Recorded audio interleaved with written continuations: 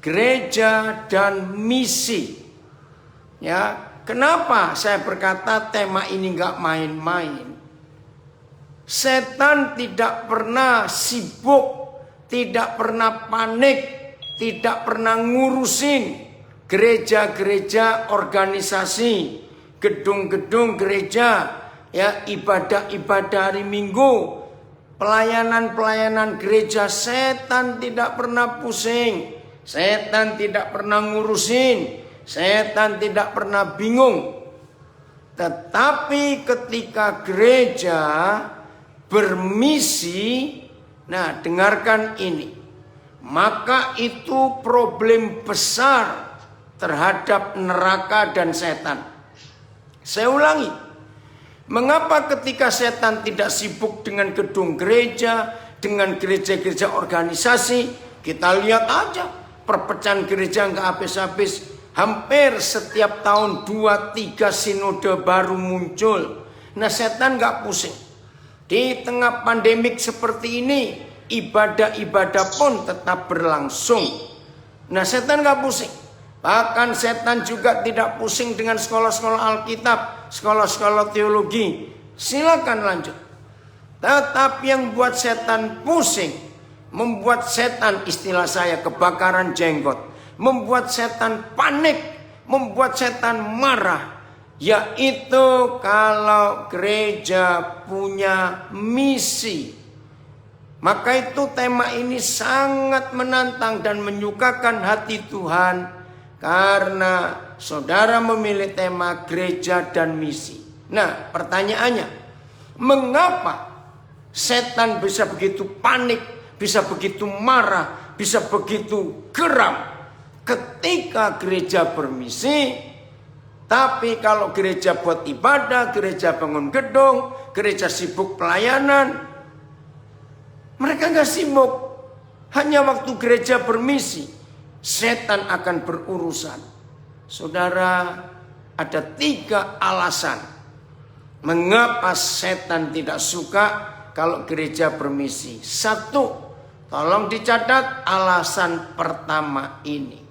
Kalau gereja bermisi, berarti penduduk neraka berkurang banyak. Calon-calon orang ke neraka dihentikan. Nah, itu yang buat setan tidak suka. Setan tidak pusing dengan gereja penuh. Dengar ya, ini perbedaan konsep misi gereja dan gereja mencari jiwa. Konsepnya beda. Buat setan, gereja penuh tidak berpengaruh.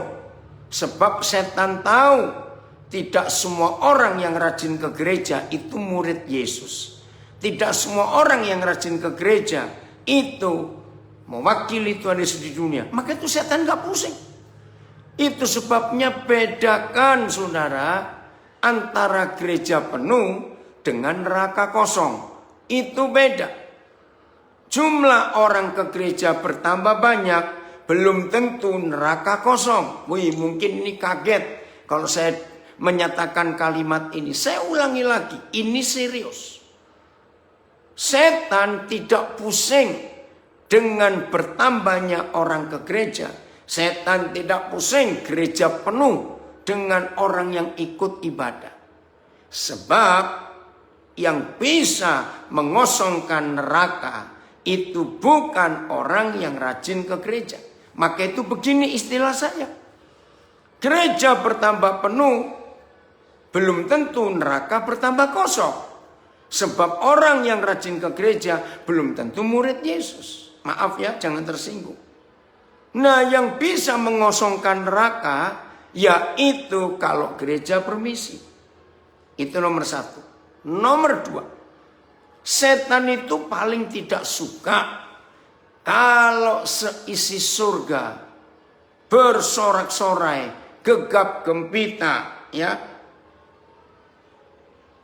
Maaf, saya matikan aja videonya. Hosea, kalau Papa matikan videonya, suaranya jelas enggak?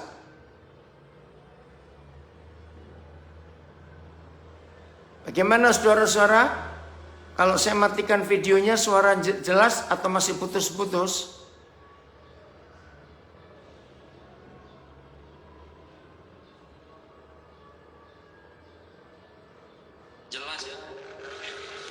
Jelas ya? Ya berkat, jadi ayah matikan videonya ya. Hosea.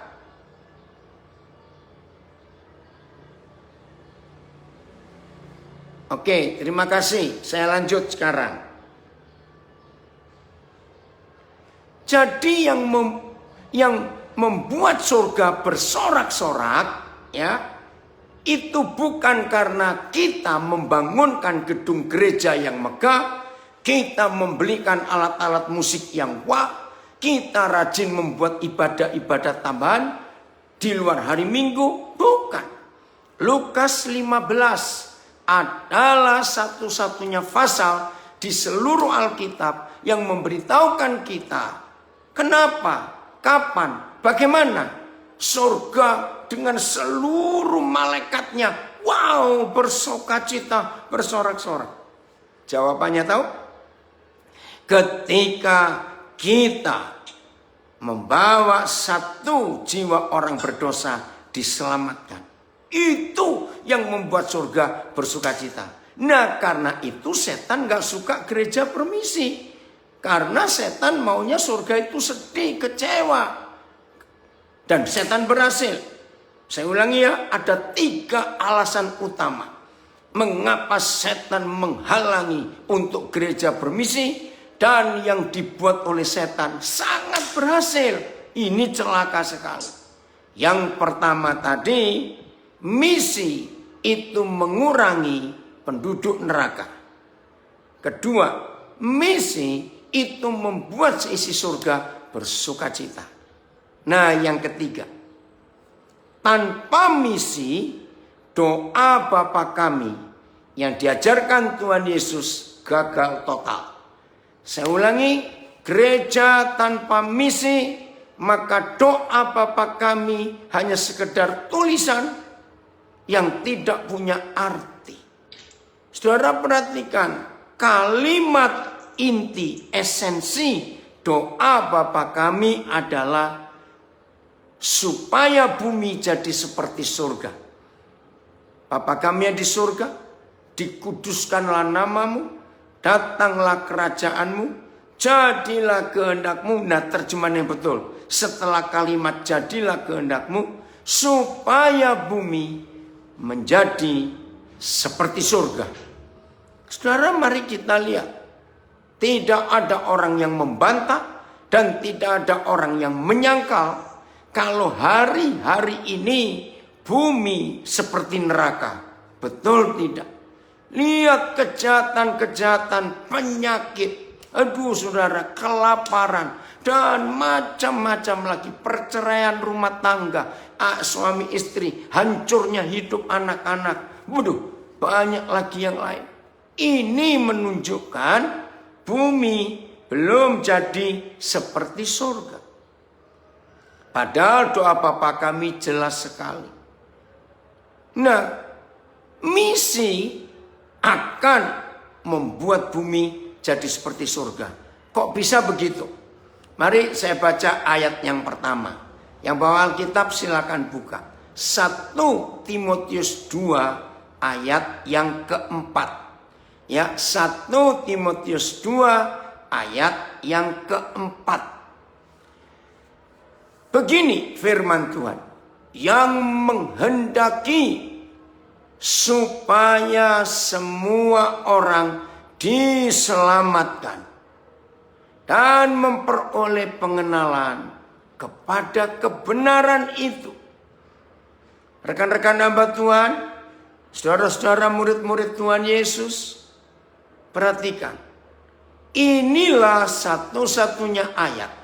Saya ulangi, inilah satu-satunya ayat yang ada di seluruh Alkitab yang memberitahukan kita apa itu kehendak Tuhan.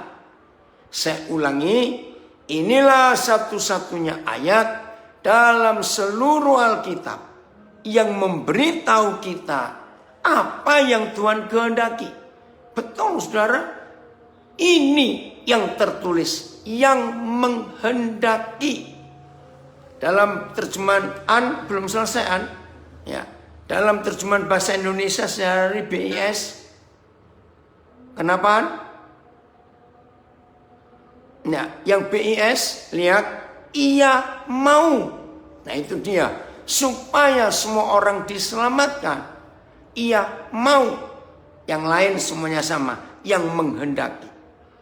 Nah, maaf, yang dibuat oleh gereja bukan menyelamatkan semua orang, maaf, tetapi 99,sekian% yang dibuat oleh gereja mengkristenkan orang. Beda saudara, menyelamatkan dan mengkristenkan itu bertolak belakang. Saya harus uraikan perbedaannya. Oke, boleh ditinggalkan tayangan ayatnya, nanti kita lihat. Saya akan menerangkan perbedaan antara mengkristenkan dan menyelamatkan. Ingat, yang Papa kehendaki menyelamatkan, bukan mengkristenkan.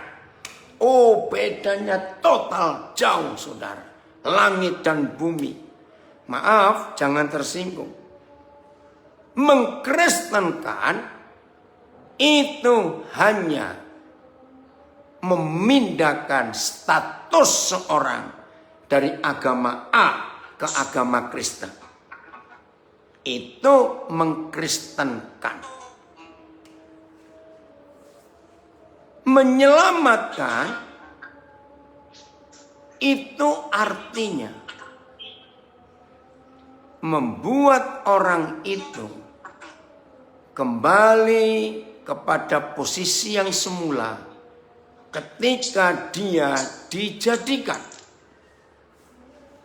Nah, apa posisi manusia ketika pertama kali dijadikan? Itu Kejadian 1 ayat 26. Perhatikan. Itu Kejadian 1 ayat 26. Apa itu posisinya? Luar biasa. Serupa dan segambar dengan Tuhan.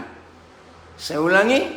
Serupa dan segambar dengan Tuhan.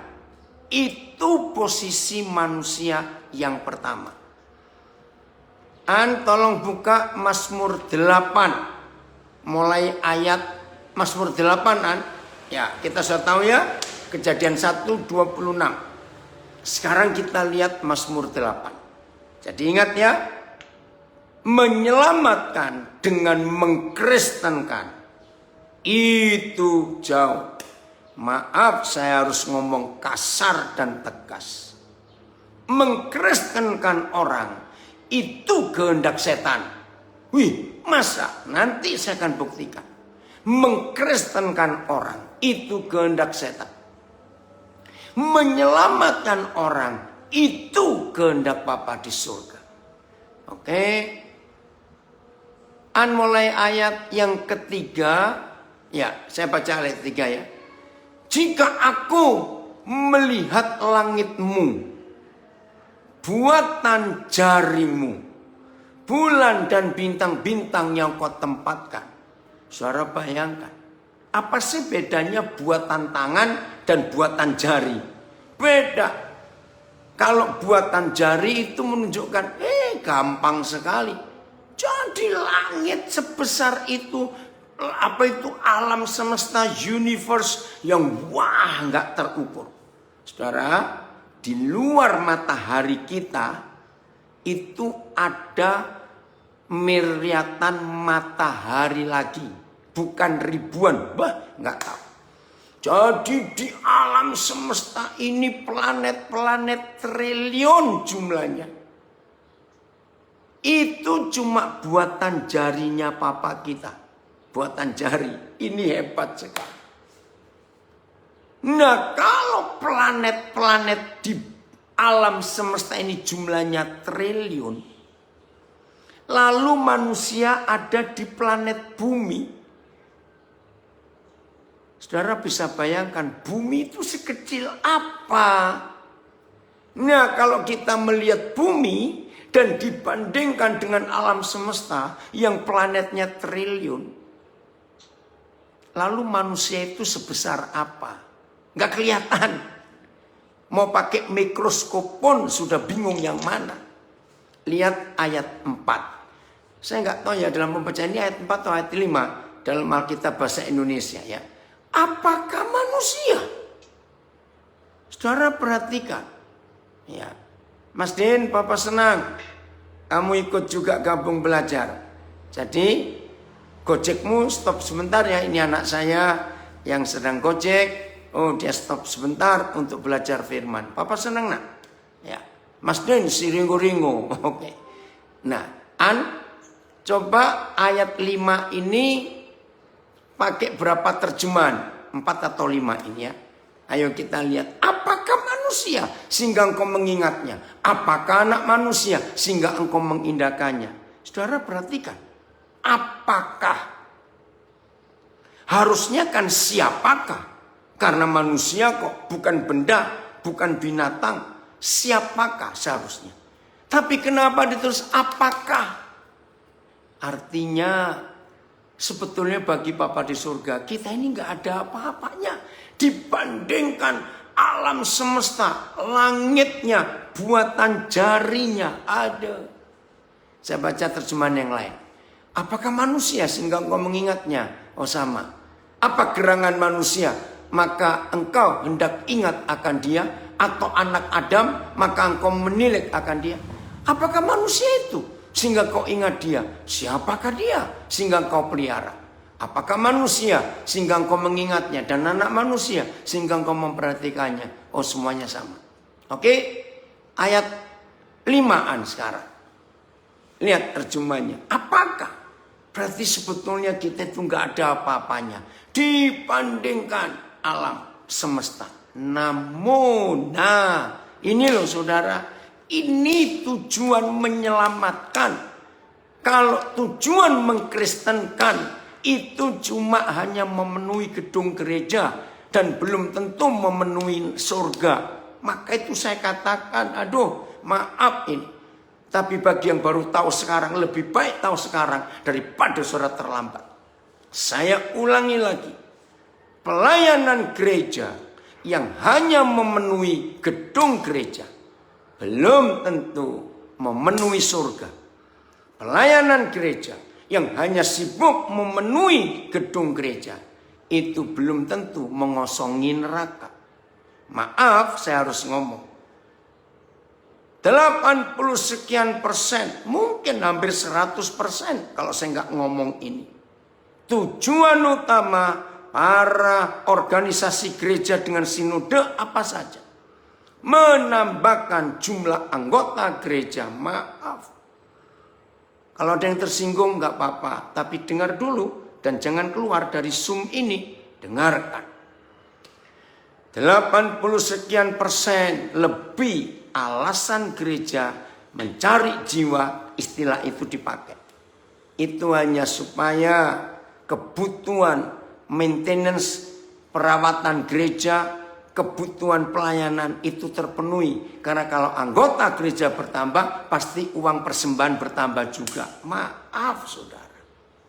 Maka itu memenuhi gedung gereja belum tentu. Saya ulangi, belum tentu memenuhi surga. Jadi ini perbedaannya. Oke? Namun engkau, terima kasih Bapak, ini menyelamatkan itu kembali kepada posisi ini.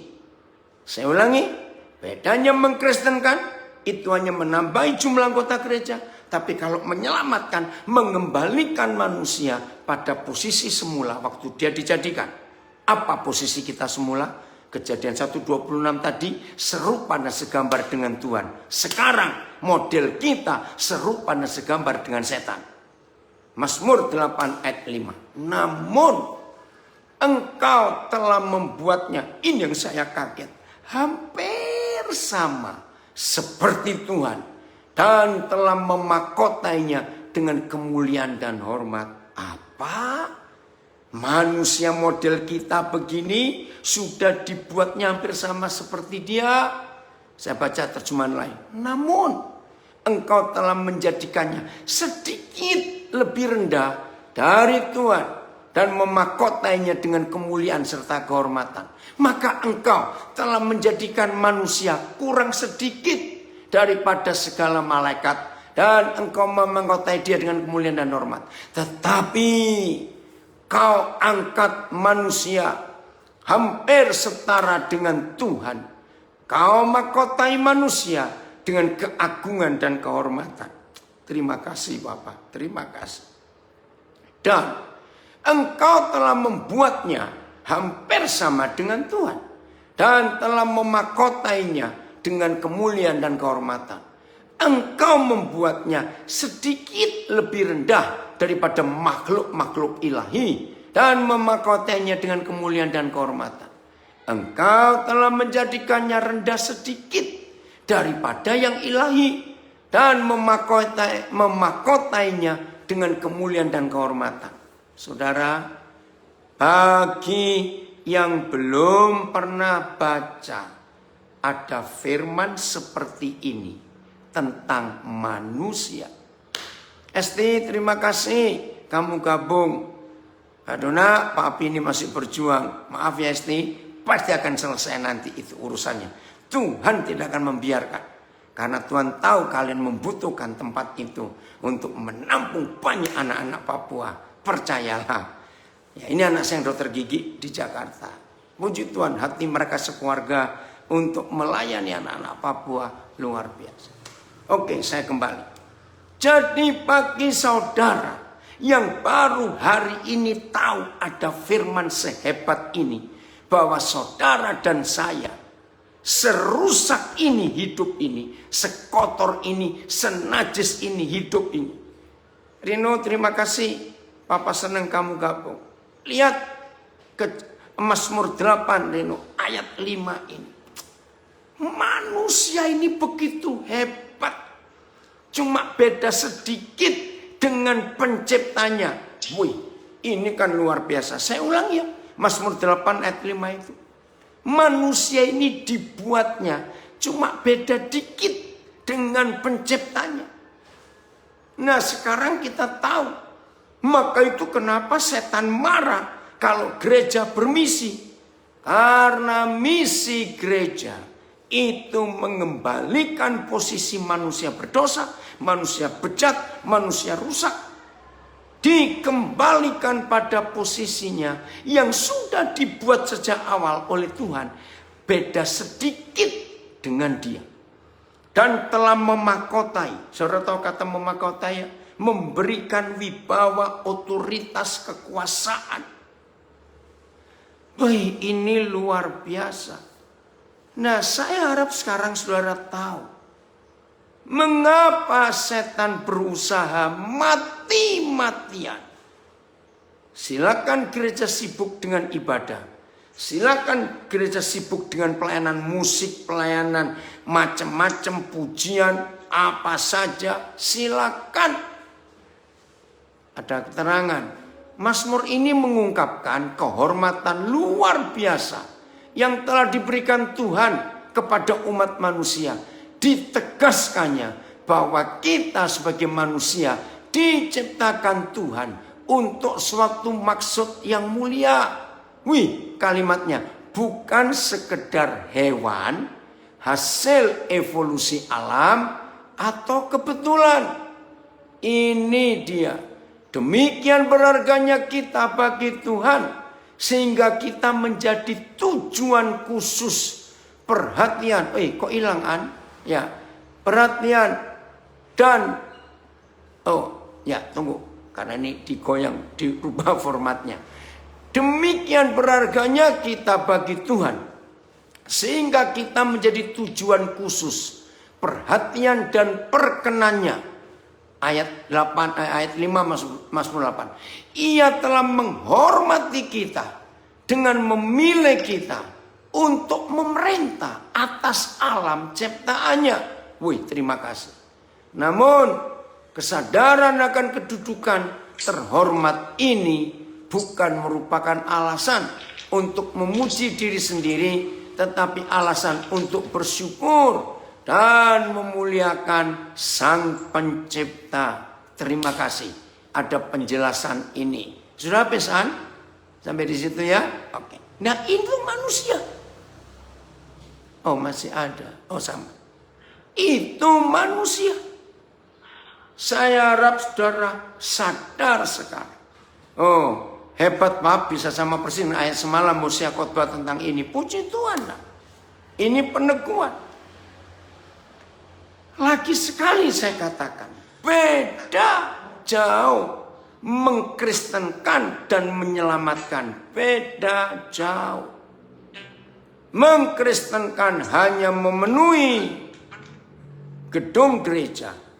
Menyelamatkan itu mengembalikan posisi manusia berdosa seperti kita pada posisi kemuliaan yang ada di Kejadian 1:26 dan Mazmur 8 ayat 4 dan 5. Itu menyelamatkan. Maka itu mari gereja kita sibuk. Oh, The Passion. Oke, saya akan bacakan. Terima kasih Eka. Nah, saudara-saudara yang di Kalimantan Barat, Eka ini Dayak Tonyoi. Nah, saya tidak tahu yang di Ngabang berapa banyak yang Bekati, berapa banyak yang Ahe. Ya. Lihat, ini terjemahan The Passion. Ini saudara kalian yang berasal dari suku Tonyoi yang ada di Sungai Mahakam, bagian tengah dan utara. You have delegated to them Maaf, saya mau baca dulu ya. Jadi engkau Tuhan telah mendelegasikan, menugaskan manusia, mastery, untuk menjadi Tuhan, untuk menjadi kuasa atas semua yang kau ciptakan. Making everything subservient to their authority. Menjadikan manusia ini mempunyai otoritas yang hampir sama seperti Tuhan. Placing earth itself under the feet of your image bearers. Jadi membuat dunia ini engkau letakkan di bawah kaki manusia yang memiliki, yang menanggung, yang memikul image Tuhan, gambar Tuhan. All the created order. Jadi semua ciptaan itu diperintahkan. And every living thing of the earth. Dan semua yang hidup di bumi ini. Termasuk yang di udara. Termasuk yang di laut. Termasuk the wildest beast. Binatang-binatang paling buas sekalipun. And all the sea creatures. Dan semua makhluk yang berkeriapan di laut. Kalimat terakhirnya. Everything is in submission to Adam's sons. Dan semuanya itu engkau taklukkan di bawah otoritas keturunan Adam. Papa, terima kasih. Terima kasih. Saudara, lagi sekali, betapa celakanya surga. Dengar kalimat ini. Betapa celakanya surga kalau kita tidak bermisi. Lihat degradasi, tahu kata degradasi ya? Kemerosotan moral manusia. Lihat hari-hari ini yang dibuat oleh si setan dengan LGBT. Betul? Aduh, makin gila. Saudara, ini yang gereja harus buat. Nah, jadi kalau saudara sekarang baru tahu konsep misi yang sejelas ini, maka sibuknya gereja harus sibuk misi. Oh, Rudy, ini saudara saya dari Belanda. Hoe gaat het met u?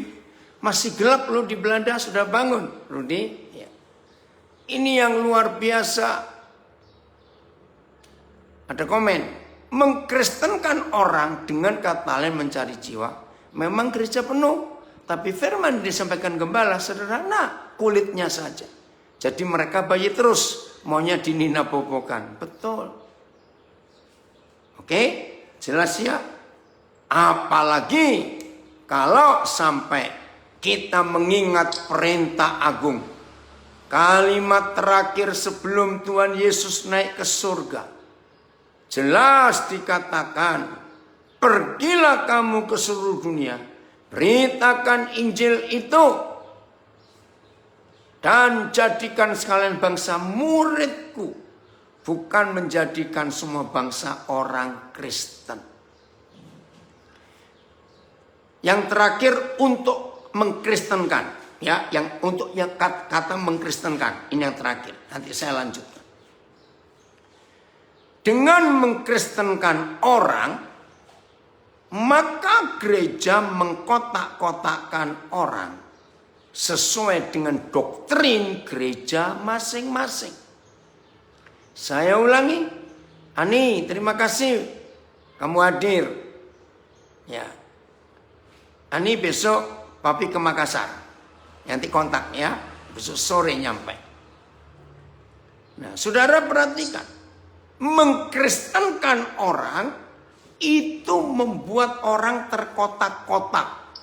Kamu Katolik, kamu Protestan, kamu Baptis, kamu Pentakosta, kamu Advent, dan sejenisnya. Kacau. Dan begitu orang dikristenkan, maka masuk dalam kotak-kotak doktrin sinode masing-masing. Udah jadi kacau. Dan masing-masing doktrin pasti menganggap aku yang paling benar, kamu yang salah. Maka itu setan, di Belanda masih jam 4. Tapi ada anak Tuhan yang bangun dan rindu belajar firman Tuhan. Makasih Rudi. Ya. Who's just on your floor? Oke. Nah, kalau kita melihat firman ini, betapa gereja gagal selama ini. Bahkan selama 2020 pandemi COVID-19 kita sedih. Ya, saya ulangi, kita sedih, saudara. Sedihnya apa? Injil sudah disampaikan oleh Tuhan Yesus sejak 2000 lebih tahun yang lalu. 2000 tahun bukan 2000 hari. Kalau 2000 hari paling cuma 4 tahunan. Ini 2000 tahun. Sampai hari ini, berapa persen yang baru tahu siapa Injil, siapa Yesus? Corona yang baru muncul 31 Desember 2019, catat, kata corona, virus yang menghebohkan dunia di tahun kembar ini 2020, itu baru terdengar 31 Desember 2019. Tapi masuk akhir April 2020, jadi 4 bulan kurang. Tolong dicatat gereja yang gak mau bermisi bertobat. Masuk akhir April 2020, hampir tidak ada negara di dunia yang gak kena corona. Ternyata virus corona jauh jutaan persen lebih hebat dari virus Injil. Untuk mendunia, corona hanya perlu kurang dari 4 bulan. Tapi Injil sudah 2000 tahun lebih tidak mendunia. Ada yang salah dengan gereja, yaitu kita. Apakah kesalahan ini akan diterus-teruskan tanpa ada pertobatan dan perubahan dalam hidup kita?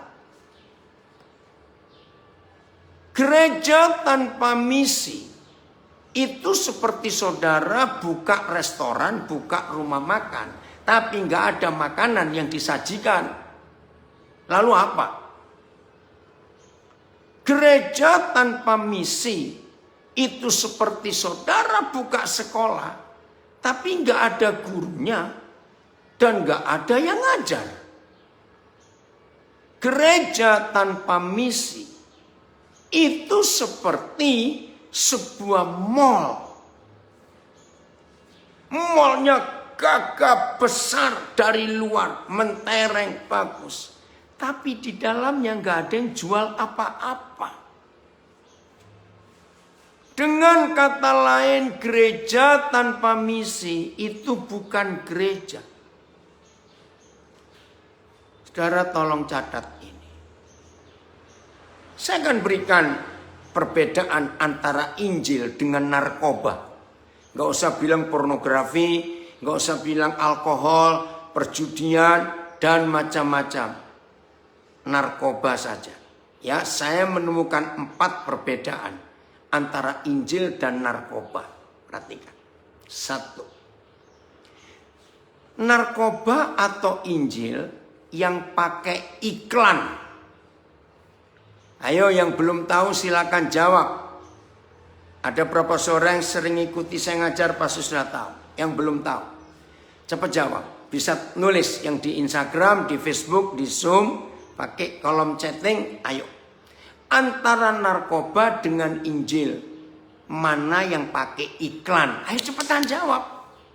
Ini pertanyaan penting. Ayo, mana yang pakai iklan? Saya belum ketemuin. Injil, betul. Injil. Apalagi? Siapa lagi? Oke. Injil itu pakai iklan. Lihat kalau kita ada ibadah-ibadah, pasti ada selebaran-selebaran pakai iklan. Narkoba berani pakai iklan, yang jualan goblok. Maaf. Pertanyaannya, yang laku, yang pakai iklan atau yang tidak pakai iklan? Ini loh masalahnya, saudara. Ayo jawab. Yang laku masalahnya, yang pakai iklan atau yang nggak pakai iklan? Ayo cepat jawab. Yang nggak pakai iklan. Nah, kan aneh. Kenapa? Yang pakai iklan nggak laku, tapi yang nggak pakai iklan laku. Iya betul, yang nggak pakai iklan yang laku. Tuhan ampuni kami. Nomor 2. Mana yang gratis dan mana yang mahal?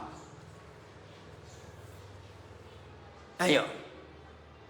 Mana yang gratis dan mana yang mahal antara narkoba dengan Injil? Narkoba mahal. Betul.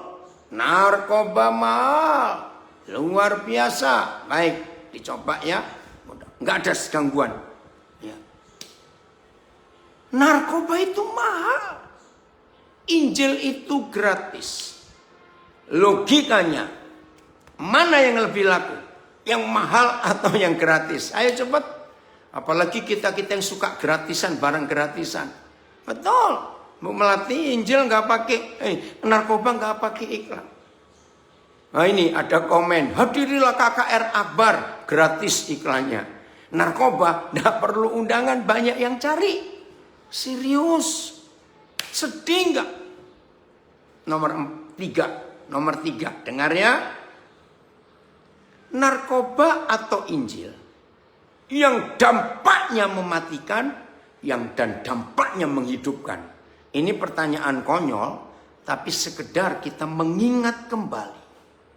Narkoba dampaknya mematikan dan menghancurkan hidup manusia. Injil itu dampaknya luar biasa. Memulihkan, mengampuni, menyembuhkan, membebaskan, memberi damai sejahtera, sukacita, kebahagiaan. Itu Injil. Saudara lihat sampai poin ketiga ini. Apa enggak makin sedih hati Tuhan melihat model kita, orang-orang gereja ini?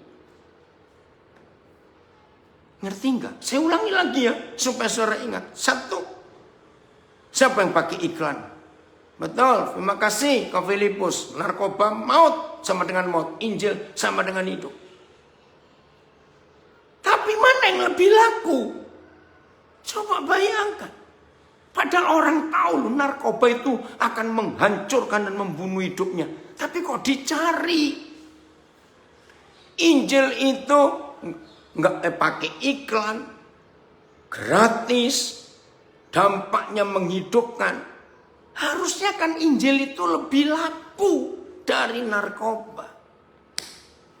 Sekali lagi saya berkata, kalau pendeta-pendeta, ketua-ketua sinode, doktor-doktor teologi, master-master teologi, master divinity, dan teologi-teologi yang lain tidak mau mengakui ada yang salah dalam hidup kita sebagai gereja. Mengapa narkoba bisa begitu lebih laku? Mengapa corona hanya perlu waktu kurang dari 4 bulan menyebar ke dunia? Kenapa Injil yang dahsyat itu sudah 2000 tahun lebih masih begini-begini saja? Tahun 74 saudara, itu pertama kali saya mendengar khotbah Dr. Maurice Cerullo. Waktu itu belum doktor dia. Ada di Manado. Saya pikir siapa ini orang? Waktu itu Maurice Cerullo khotbah di lapangan Sario. Orang Manado pasti tahu. Wih, luar biasa. Nah, salah satu kalimat yang saya masih ingat. Dia berkata begini. Saya baru pulang dari pedalaman India. Belum lama saya ke pedalaman Afrika. Saya pernah ke pedalaman Amazon di Brasil. Saya pikir ngomong apa ini orang? Saudara, di pelosok-pelosok dunia yang begitu jauh dari semua kemajuan, ada Coca-Cola. Saya nggak ngerti dia ngomong apa. Akhirnya dia menangis. Saya lebih bingung kenapa dia ngomong Coca-Cola menangis. Coca-Cola bisa ada di mana-mana. Kenapa Injil Yesus Kristus nggak bisa ada di mana-mana? Wih, saya jadi tertemplak. Saya minta ampun kepada Tuhan. Tahun 74. Tahun yang lalu hamba Tuhan ini dipanggil pulang ke surga dengan umur 90 tahun lebih.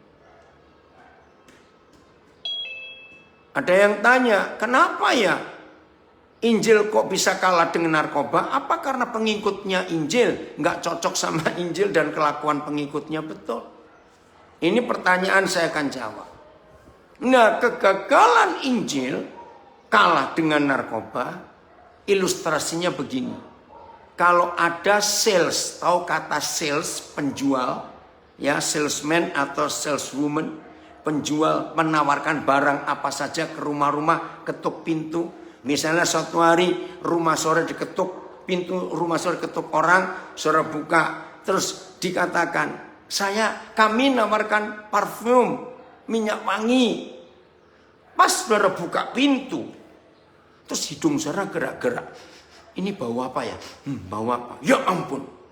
Si penjual parfum ternyata bau badannya amit-amit. Pasti nggak laku parfumnya. Bau badannya dia kayak begitu. Nah, ini jawaban saya untuk yang bertanya di Facebook. Kenapa?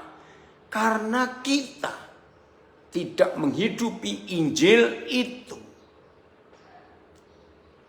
Oke, saya lanjutkan. Jadi ini masalahnya. Ada apa dengan kita? Ya, saya ulangi. Untuk menjawab apa yang saya katakan tadi. Kemana semua doktor-doktor teologi, master-master teologi, doktor divinity, sarjana teologi, dan pengajar-pengajar hebat, pengkhotbah. Maaf. Yang keempat, gereja harus bertobat dengan konsep Injil dan narkoba ini. Yang keempat, tolong disimak baik-baik. Antara setan dengan gereja demi mencapai visinya untuk menyebarkan dosa, itu kan visi setan, supaya seluruh dunia jatuh dalam dosa. Begitu pula gereja untuk menyebarkan Injil, karena itu visi dan perintah Tuhan Yesus, kepala gereja kita. Tolong, yang keempat ini pertanyaan yang akan menyakiti banyak teolog-teolog. Biarin.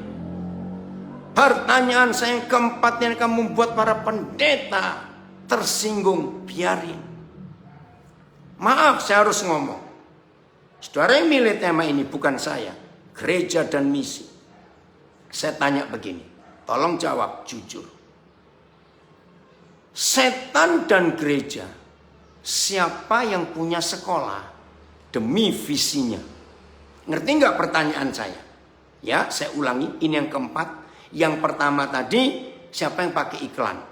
Nomor 2, mana yang gratis dan yang mahal? Yang ketiga, dampaknya.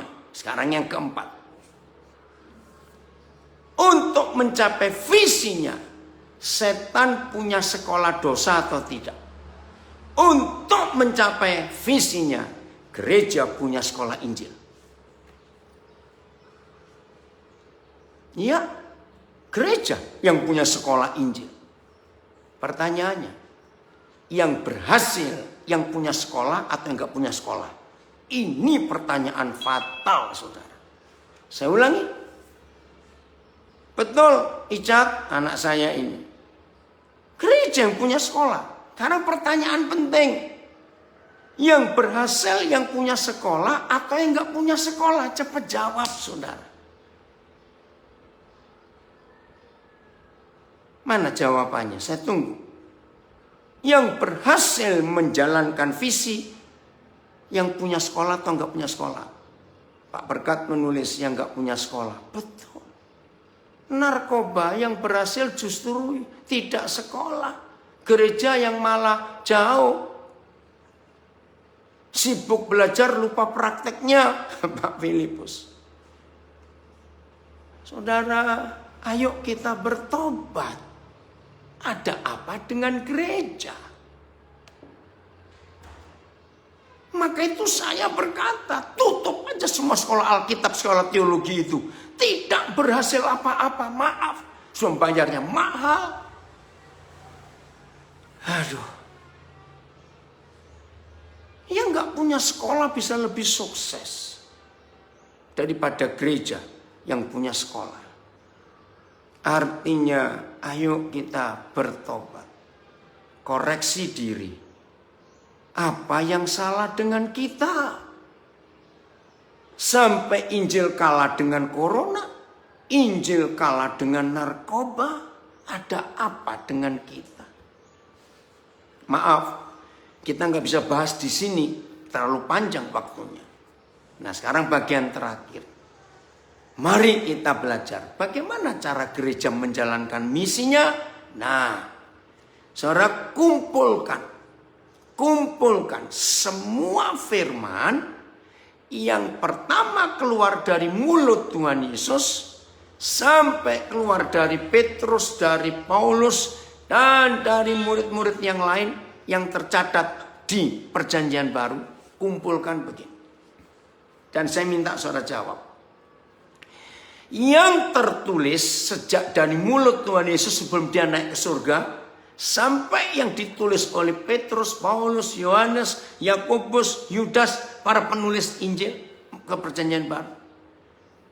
Yang ditulis itu, kita dipanggil jadi pengkhotbah atau dipanggil jadi saksi? Cepat jawab. Ada yang komen, masalahnya sekolah teologi habis wisuda.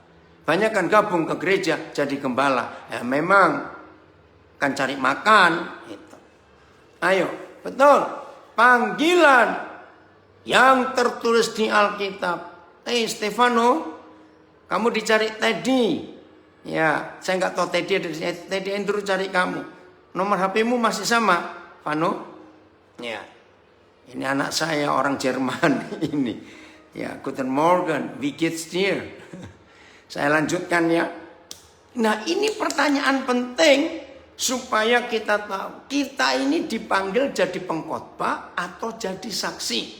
Nah, jawabannya semua dipanggil jadi saksi. Betul. Nah, saudara, yang salah dari gereja, kita dicetak jadi pengkhotbah, bukan jadi saksi. Untuk menjadi pengkhotbah memang harus sekolah. Tapi di Alkitab tidak ada panggilan jadi pengkhotbah. Itu masalahnya. Yang tertulis sekian banyak kali dipanggil jadi saksi. Aan, tolong siapkan Yohanes 4 ayat 39. Nah, apa bedanya pengkhotbah dan pesaksi? Beda jauh. Dipanggil menjadi saksi itu nggak sulit dan nggak perlu sekolah. Sebab manaan Yohanes 4 ayat 39. Karena menjadi saksi itu hanya menceritakan ulang apa yang dilihat, apa yang didengar, dan apa yang dialami. itu menjadi saksi, maka itu nggak perlu sekolah. Hanya menceritakan ulang. Nah, ini ayatnya. Penginjil pertama di dunia.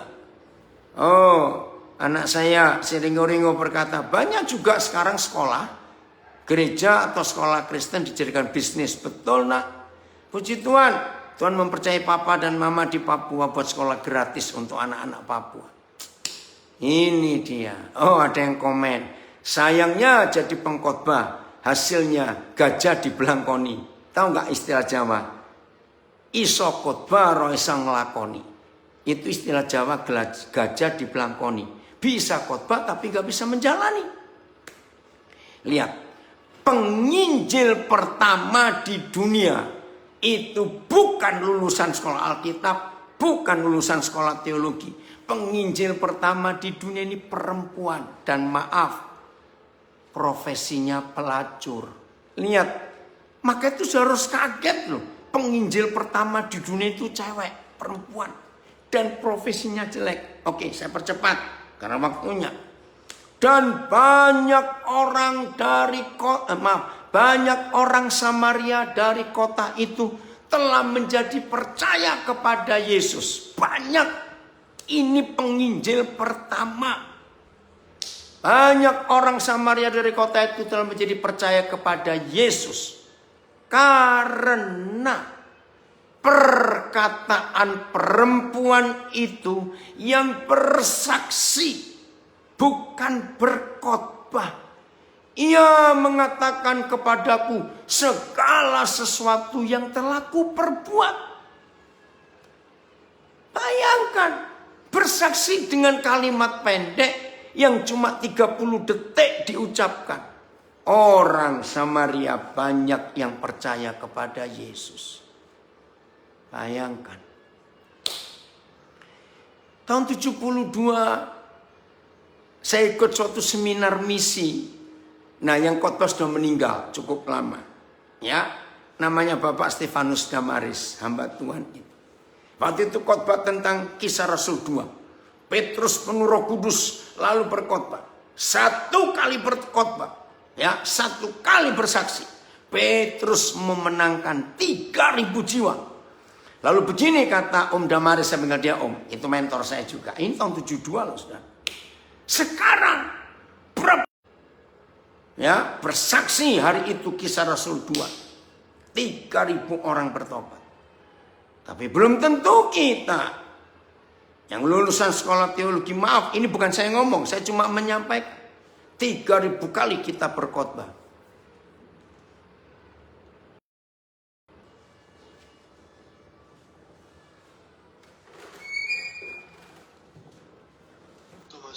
Ya, sudah masuk lagi. Sebentar ya.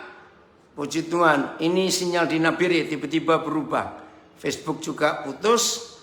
Instagram, ini Facebook saya sambung. Tunggu ya, yang di Zoom Instagramnya.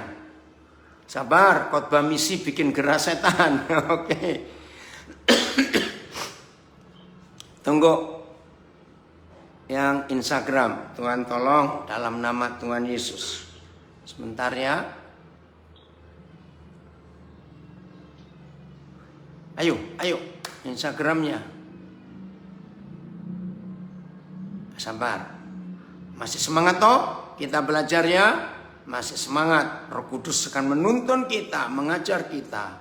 Luar biasa. Puji Tuhan. Bentar, Instagram, ayo dong. Sudah IG-nya, maaf terputus sebentar. Saya lanjutkan. Jadi saya cuma meneruskan.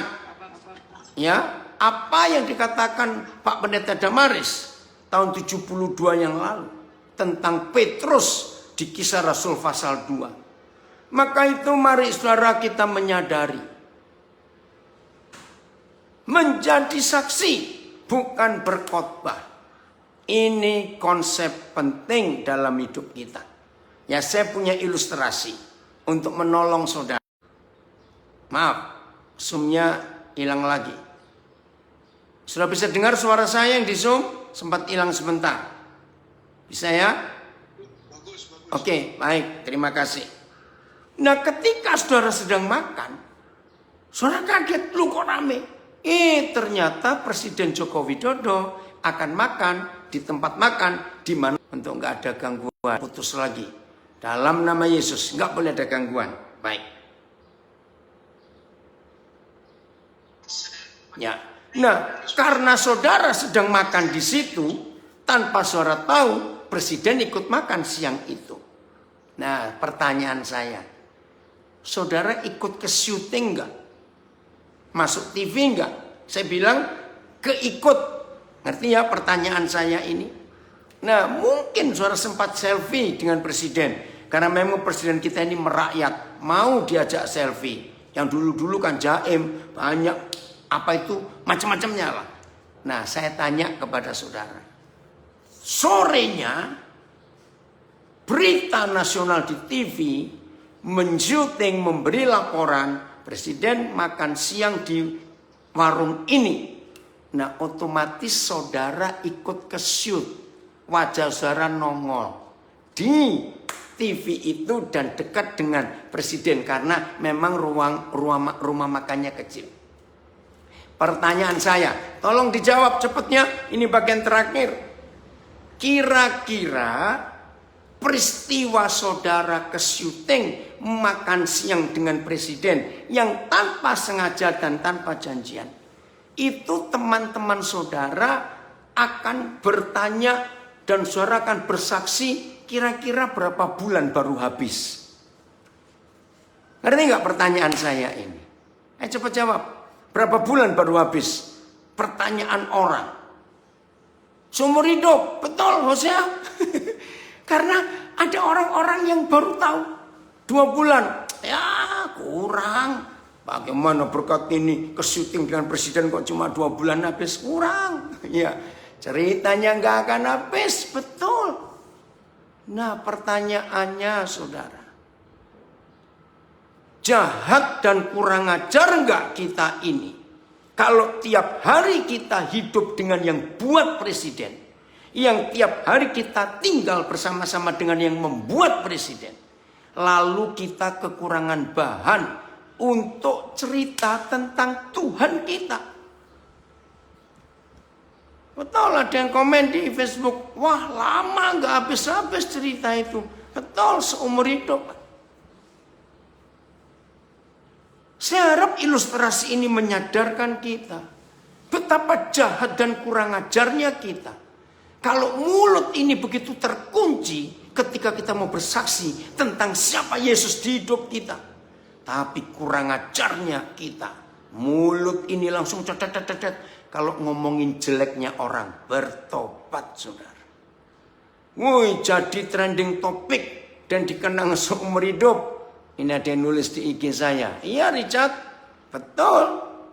Nah maka itu, kenapa mulut kita ini bisa penuh bahan kalau cerita tentang jeleknya orang lain? Bertobat saudara. Jadi sebenarnya tidak sulit untuk menjadi saksi kalau kita tiap hari punya pengalaman dengan Tuhan. Betul, kita jahat kalau tidak menjadi saksinya Tuhan Yesus. Betul. Saudara, ini hal yang luar biasa. Kemarin siang, ya, tiba-tiba ada orang datang. Saya nggak kenal. Terus saya tanya, jadi saudara siapa? Dia bilang, saya pengusaha muda. Oh ya? Siapa nama saudara? Ini. Tinggal di mana? Disebut satu tempat di Nabire. Terus saya tanya, saudara tahu saya dari siapa? Dan dia datang untuk menceritakan masalah hidupnya. Saudara, dia katanya saya dengar tentang Bapak dari banyak orang di Nabire ini begini begitu. Kalau ada masalah menghadapi apa saja, coba cari Pak Pendeta Daniel Alexander. Nah, dia minta maaf. Saya ini asli Nabire kok saya baru tahu Bapak berapa hari terakhir. Saya bilang enggak apa-apa. Saudara, puji Tuhan, saya cuma bersaksi. Apa yang saya alami dengan Tuhan. Hebat sekali. Nah kebetulan nanti sore kami ada ibadah, saya ajak dia. Ya, saya ajak dia. Oh ya, sebelum lupa, nanti sore jam 17 WIT. Jadi jam 15 WIB. Buka, saya lupa ini Zoom-nya. Nanti saya tanya ke anak saya, pakai Zoom tidak, tapi IG dan Facebook ada nanti sore. Jam 15 WIB. Kita belajar lagi akan firman Tuhan. Nanti saya tanya untuk, mungkin pakai Zoom juga ya. Nah, saudara, sederhana sekali. Orang itu datang menceritakan masalahnya. Ya, saya berikan solusi karena saya tahu bagaimana solusinya. Nah, ini yang Tuhan harus kerjakan lewat kehidupan kita. Bagaimana kalau kita menjadi saksi? Ayat terakhir, Lukas 15 ayat 1. Ayat terakhir. Oke? Ada yang komen di Facebook, ya, atau di IG. Ayo, Lukas 15 ayat 1. Begini yang tertulis hidupnya Tuhan Yesus. Ya. Para pemungut cukai dan orang-orang berdosa biasanya datang kepada Yesus untuk mendengarkan dia. Saudara coba keluarkan kata biasanya. Ngerti enggak? Biasanya itu sering, selalu, rutin, terus menerus. Siapa? Para pemungut cukai dan orang berdosa. Nah, bayangkan, zaman itu dua kelompok manusia ini tidak akan boleh dan bisa masuk ke bait suci untuk ibadah. Betul tidak? Enggak mungkin. Tapi yang luar biasa, mereka biasa. Udah saya akan di grup, ya Allah. Kenapa itu? Tolong matikan mute ya, mengganggu.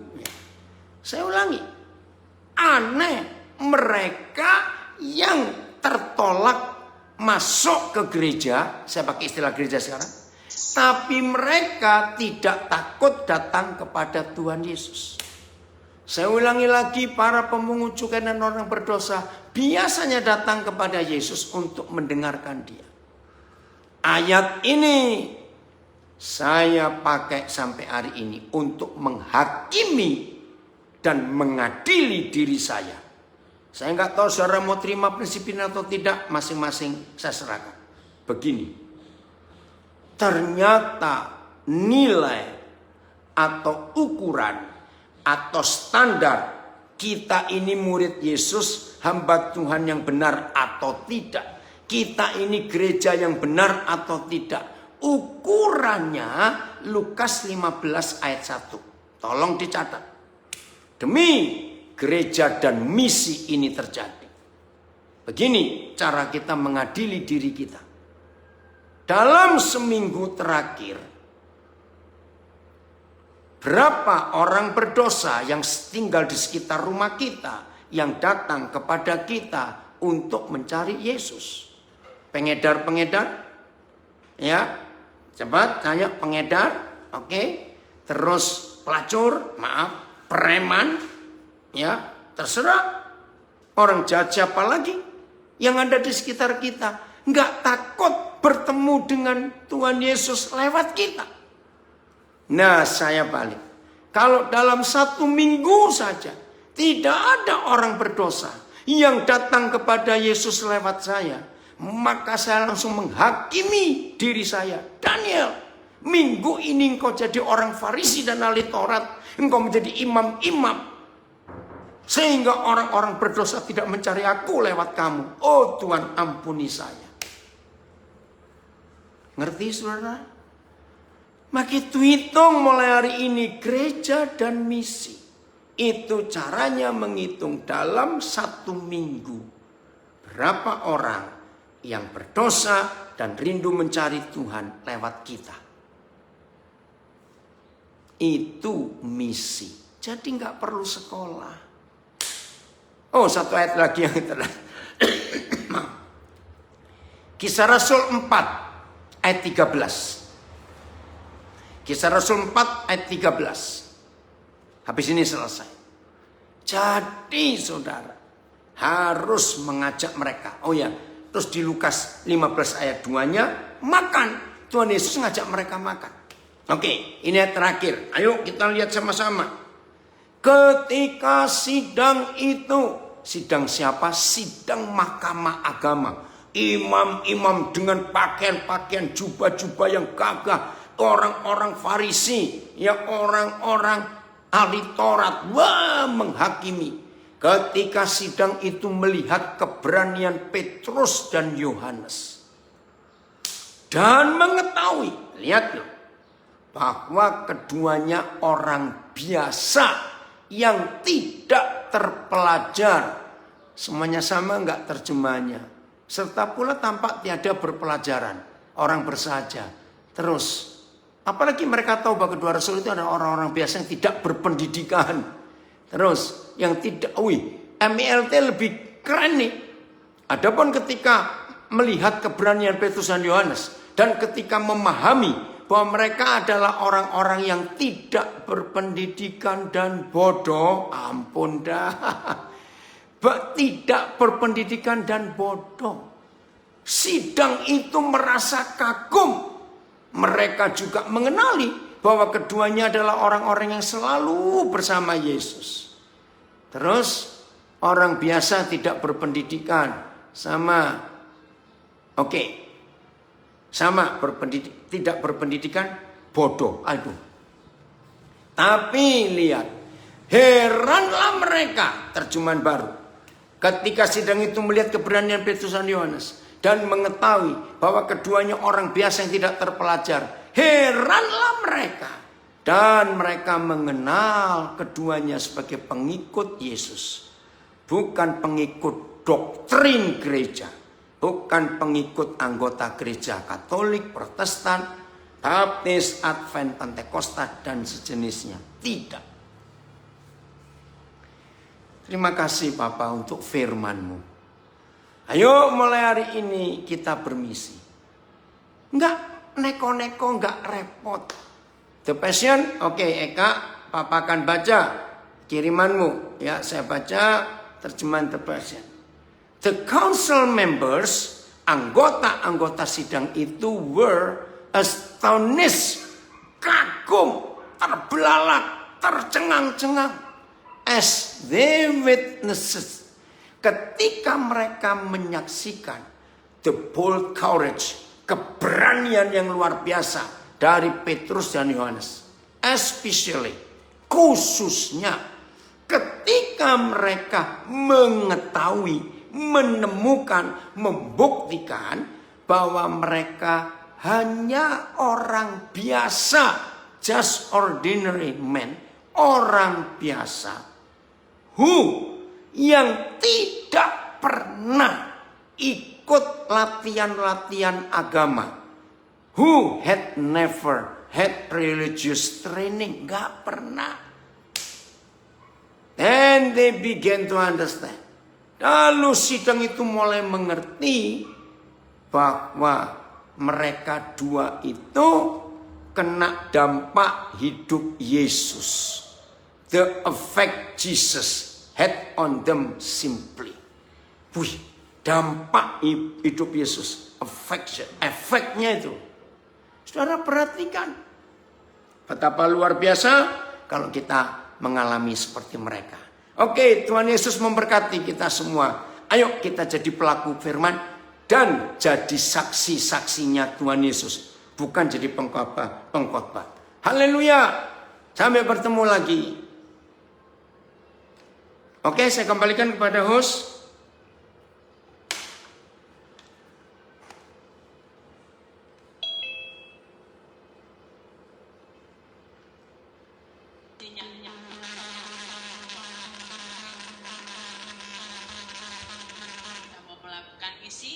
Karena misi membuat neraka kekurangan penduduk, surga bersukacita. Amin. Yang terhilang dikembalikan pada posisi semula.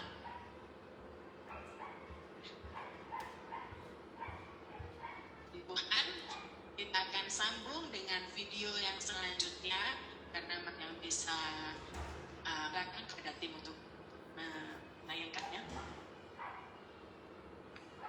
Oke, berarti yang lain bisa keluar ya? Berkat?